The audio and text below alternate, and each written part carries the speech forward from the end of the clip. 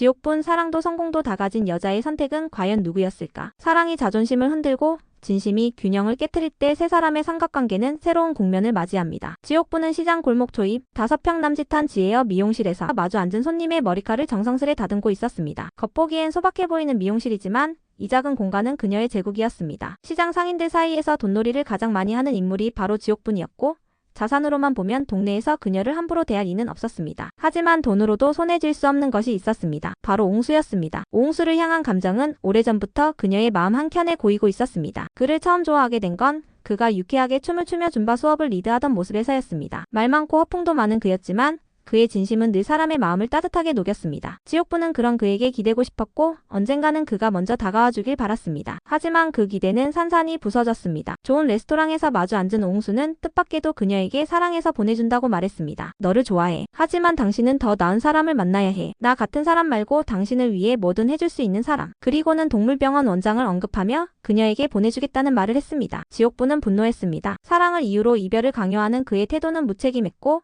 스스로를 낮춰버리는 그 방식은 자존심을 짓밟는 것이었습니다. 그녀는 차가운 얼굴로 와인을 옹수 얼굴에 부으며 말했습니다. 내가 지금 이런 놈을 좋아했나 싶다. 다시는 내 앞에 나타나지 마. 그 이후 지옥분은 감정을 지워내듯 바쁘게 살았습니다. 미용실 일도 돈놀이도 사교 모임도 전보다 더 적극적으로 나섰습니다. 그런 그녀의 곁에는 늘 동물병원 원장이 있었습니다. 옥분씨 요즘 얼굴이 더 환해졌어요. 좋은 일 있으세요? 원장의 물음에 지옥분은 웃으며 대답했습니다. 좋은 일? 글쎄요. 인생에서 쓸데없는 감정 하나 정리했을 뿐인데 그게 이렇게 후련할 줄은 몰랐죠. 사실 지옥분은 원장이 자신을 좋아하고 있다는 사실을 모르는 척했습니다. 애초에 옹수를 질투하게 만들기 위해 시작된 관계였고 동물병원 원장 역시 그녀의 의도를 알면서도 흔쾌히 도와준 것이었습니다. 하지만 시간이 흐르면서 지옥분은 점점 그에게 기대고 있음을 느끼고 있었습니다. 원장은 말수가 많지 않았지만 늘 따뜻했고 그녀의 자존심을 다치게 하지 않았습니다. 시장 안에서 지옥분이라는 이름에 기대고 싶어하는 남자들이 수두룩했지만 그 중에서 자신을 있는 그대로 바라봐준 이는 원장뿐이었습니다. 그러던 어느 날 원장은 갑작스레 지옥분을 자신의 병원 옥상으로 데려갔습니다. 옥분씨 제가 사실은 그리고는 숨겨왔던 자신의 배경을 털어놓았습니다. 그는 중견 재벌가의 아들이었고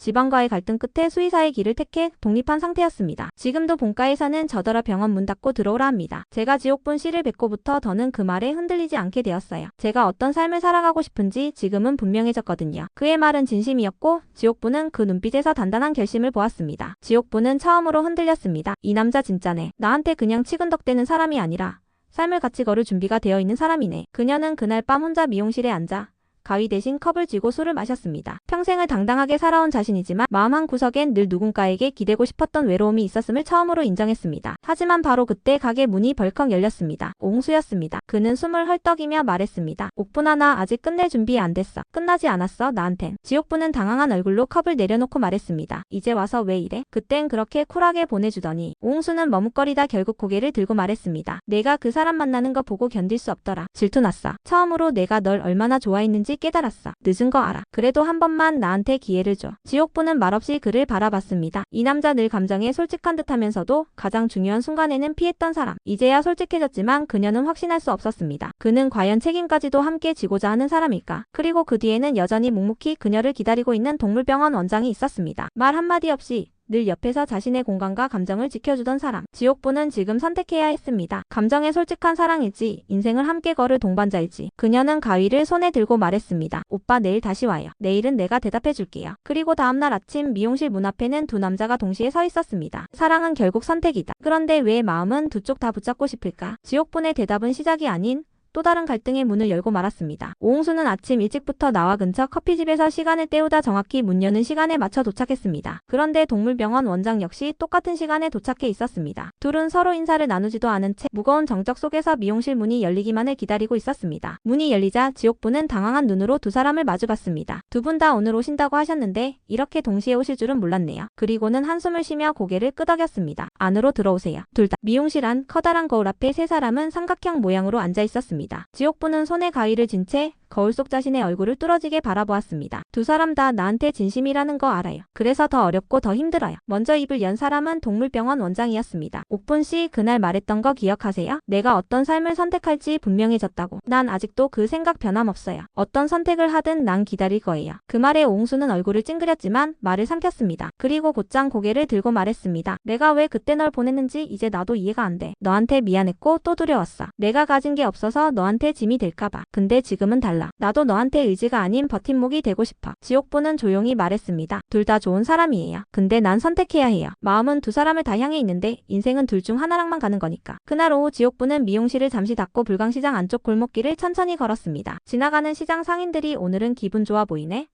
라고 말을 건넸지만 그녀의 마음은 여전히 무거웠습니다. 오홍수와의 시간은 뜨겁고 감정이 살아 숨쉬는 생의 일부 같았습니다. 웃고 울고 상처받고 또다시 그리워하며 살아왔던 시간들. 그 안에서 지옥부는 나답게 살아간다는 자부심을 느낄 수 있었습니다. 하지만 그 감정은 언제든 부서질 수 있는 유리 위를 걷는 느낌이기도 했습니다. 그는 다정하지만 책임감에 있어선 늘 한 박자 늦었고 진심은 있었지만 현실 앞에서 자주 주저하는 사람이었습니다. 반면 동물병원 원장은 조용하지만 단단했습니다. 자신의 과거도 배경도 감추지 않았고 그녀를 있는 그대로 존중해 주었습니다. 감정을 강요하지 않았고 그녀가 선택할 수 있도록 기다려주는 인내가 있었습니다. 지옥부는 그와 함께라면 적어도 지켜지는 삶을 살 수 있을 거란 믿음이 생겼습니다. 그날 밤 지옥부는 두 사람에게 동시에 문자를 보냈습니다. 내일 오후 병원 뒤편 담쟁이 정원에서 만나요. 단 한 사람만 와주세요. 내 마음을 들을 사람은 그 사람이에요. 그리고 다음날 담쟁이 정원의 벤치에는 오직 한 사람만이 도착했습니다. 지옥부는 벤치에 앉아있는 그를 보자 잠시 멈춰 섰고 깊게 숨을 들이쉬었습니다. 그녀의 손에는 작은 봉투 하나가 들려 있었습니다. 그 속에는 그녀가 20살 시절 처음 썼던 일기장 복사본 한 장과 자필로 적은 편지가 들어 있었습니다. 난 늘 사랑보다 자존심을 택해왔어. 근데 이번엔 내 자존심보다 더 지키고 싶은 게 생겼어. 그게 당신이면 좋겠어요. 그녀의 말에 벤치 위 남자는 조용히 일어나 지옥분 앞에 섰습니다. 지옥분은 말했습니다. 이제 나 지켜줄래요? 나도 지켜줄게요. 그리고 그 순간 다른 한 사람은 미용실 앞에 홀로 섰습니다. 지옥분이 남긴 메모가 쇼윈도 안에 걸려 있었습니다. 내가 먼저 손 내밀었을 때 잡아줬다면 우린 달라졌을지도 몰라요. 그치만 사랑은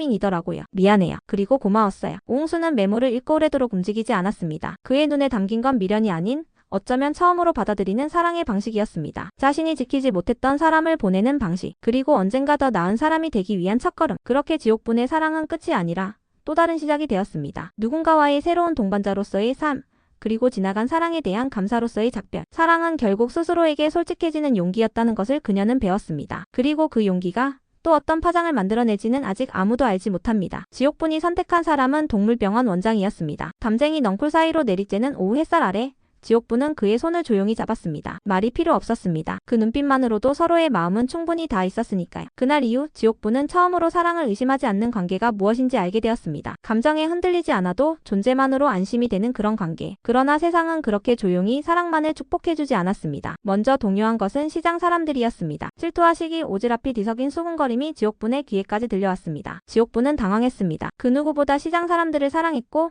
이곳에서 자수성가해 지금의 자리에 오른 자부심도 컸습니다. 하지만 그녀의 연애가 또다시 여자의 자리를 판단하는 기준이 되어버린다는 사실이 서글펐습니다. 미용실에 손님이 조금씩 줄기 시작한 것도 그 무렵이었습니다. 일부러 예약을 취소하거나 돌아가는 이들도 생겼습니다. 지옥부는 동물병원 원장과 거리를 두고 그의 가족과 그를 지키기 위해 헤어질 준비를 했습니다. 그러던 어느 날 미용실 문이 열렸습니다. 오홍수가 서 있었습니다. 말없이 어색한 미소를 지으며. 지옥부는 처음엔 차갑게 대했습니다. 하지만 이내 그가 전보다 달라졌다는 걸 알 수 있었습니다. 말을 아끼고 행동으로 마음을 보이려 노력하는 그의 모습. 술도가 근처 행사 때 사람 손이 모자라면 조용히 와서 상자를 나르고 정리해주는 모습. 그리고 어느 날 아무 말 없이 지옥분의 미용실 앞 간판 전구를 갈아놓고 간 흔적들. 이 사람 내가 놓쳤던 진짜의 모습을 이제야 보여주는 거구나. 지옥분은 혼란스러웠습니다. 흥수는 이제 와서 더 나은 모습으로 돌아왔습니다. 하지만 그녀는 더 이상 쉽게 마음을 주지 않았습니다. 이젠 누굴 믿는 게 아니라 내가 믿을 수 있는 나를 먼저 만들어야겠어요. 그렇게 지옥부는 다시 본인의 일에 집중했습니다. 미용실은 다시 손님이 차기 시작했고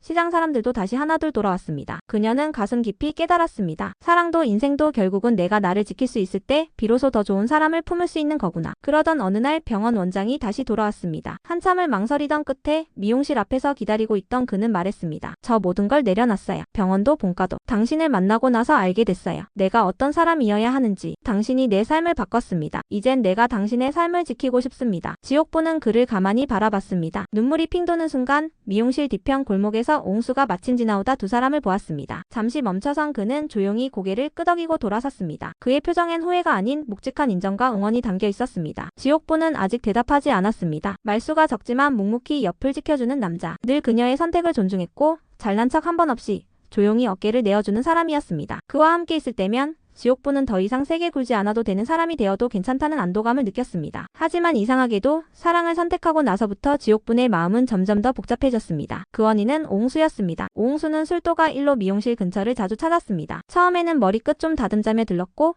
그 다음엔 드라이기 소리가 이상하더라는 말로 미용실에 머물렀습니다. 그 수의사 양반 말 한마디 없어서 심심하진 않아. 너 원래 수다 좋아하잖아. 처음엔 장난처럼 들렸지만 말끝마다 묻어있는 그 감정의 지옥분은 점점 불편해졌습니다. 오홍수는 그녀보다 한참 위였고 예전부터 그녀에게 오빠 소리 듣던 사이였습니다. 그가 말없이 도와주던 날들, 아침 시장에서 커피를 손에 쥐어주던 순간들 모두 떠올랐습니다. 한때 그에게 마음이 있었던 것도 사실이었고 고백 한번 제대로 받아보지도 못한 채 스스로 접었던 감정이 이제 와 다시 살아나는 게 당황스러웠습니다. 동물병원 원장은 여전히 조용했고 조심스러웠습니다. 지옥분이 피곤해하면 입 다물고 차분히 손을 잡아주었고 스트레스를 털어놓으면 그저 옆에 앉아들어 주었습니다. 하지만 오히려 그 배려가 어느 순간엔 외로움으로 다가왔습니다. 내가 지금 이 연애 안에서 너무 혼자 조용해지고 있는 건 아닐까. 그러던 어느 날 술도가 문화센터에서 열리는 작은 무대에 지옥분이 초대받았습니다. 자리를 옮겨 강좌를 이어가게 된 오홍수가 센터에서 강사로 복귀한 기념이었습니다. 지옥분은 거절할까 하다 결국 무대에 올라 오홍수와 함께 줌바 댄스를 췄습니다. 관객들의 환호, 몸에 밴 리듬, 땀과 함께 휘몰아친 에너지. 무대에서 내려온 뒤 오홍수가 웃으며 말했습니다. 이게 지옥분이지. 머리 묶고 치맛자락 흔들면서 한바탕 터트릴 줄 아는 사람. 그 남자 옆에선 웃는 걸 못 봐서. 그 말에 지옥분은 걸음을 멈췄습니다. 아무 말도 못하고 가만히 그를 바라보다가